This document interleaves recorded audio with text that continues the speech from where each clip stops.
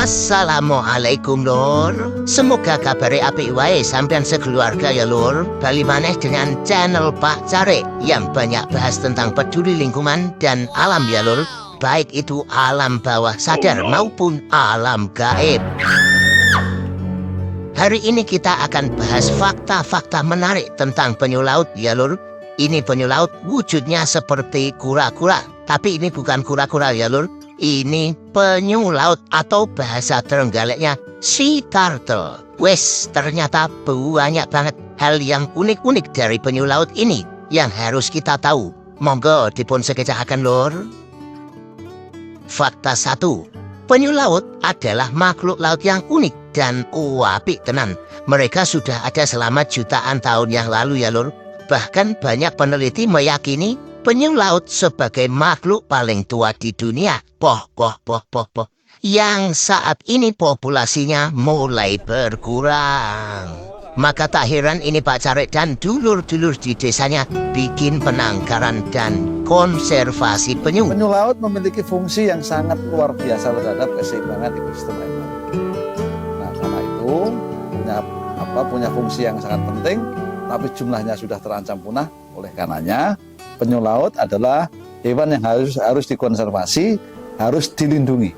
Fakta kedua, penyu laut adalah pemain penting dalam menjaga keseimbangan ekosistem laut. Mereka membantu mengontrol populasi hewan seperti ubur-ubur dan spon laut. Jadi kalau tidak ada penyu laut ini lor, populasi atau ekosistem laut kita akan menjadi rusak dan kita tidak bisa mengambil manfaat dari laut.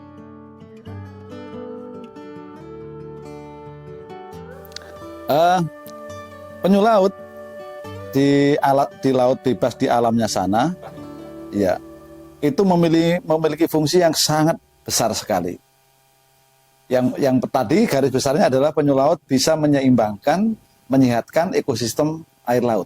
Dengan cara apa penyu laut bisa menyeimbangkan ekosistem air laut adalah yang pertama, karena penyu laut itu dikenal sebagai pemakan alga atau rumput laut. Alga ini kalau tidak dimakan oleh penyu laut, maka pertumbuhannya sangat liar. Sehingga bisa menutupi sinar matahari masuk ke dalam laut.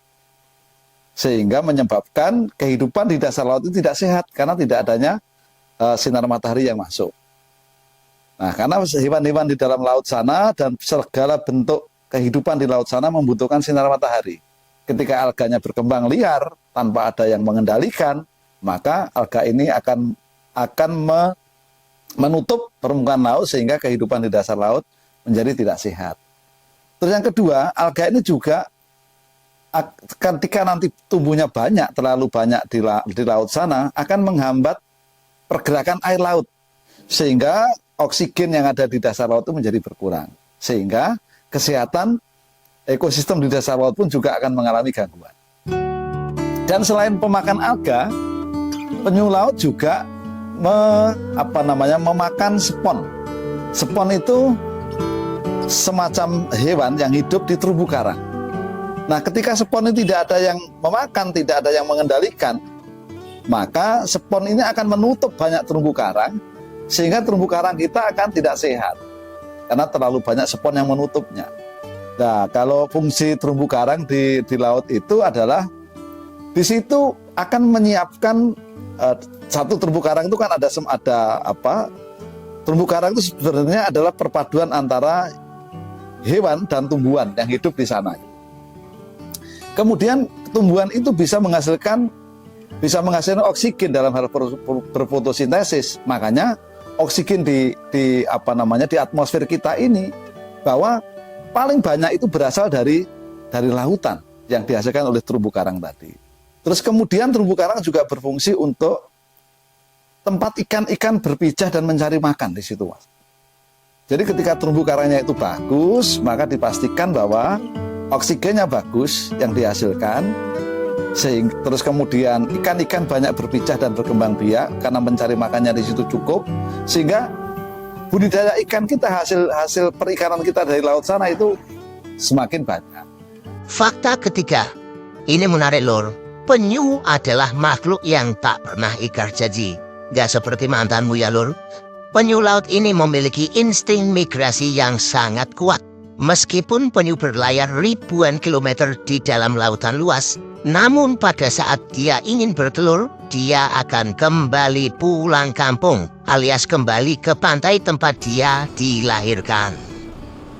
Antik ya, penyu itu adalah hewan yang dikaruniai oleh Tuhan itu memiliki navigasi yang sangat bagus. Dia akan ketika dia tukik dilahirkan di sebuah pantai, kemudian tukik ya anak penyu itu dilahirkan di sebuah pantai, kemudian dia sebelum masuk ke laut, tukik itu akan merekam landscaping atau lingkungan sekitar di pantai itu, dan itu akan terpatri, terekam, terekod di dalam pikirannya, itu menjadi abadi.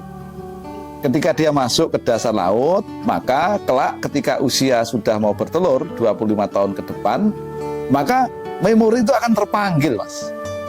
Dia akan mencari pantai itu, pantai di mana ia dilahirkan, untuk bertelur. Nah, di tempat dia akan bertelur di tempat ia dilahirkan dulu. Meskipun penyu itu kita ketahui punya daya jelajah yang luar biasa. Migrasi sampai di mana-mana, migrasi sampai antar benua. Tetapi dia ketika mau bertelur, dia akan mencoba mencari tempat atau pantai di mana ia dilahirkan. Ini yang unik dari penyu. Sampai jumpa di video berikutnya. Wassalamualaikum warahmatullahi wabarakatuh.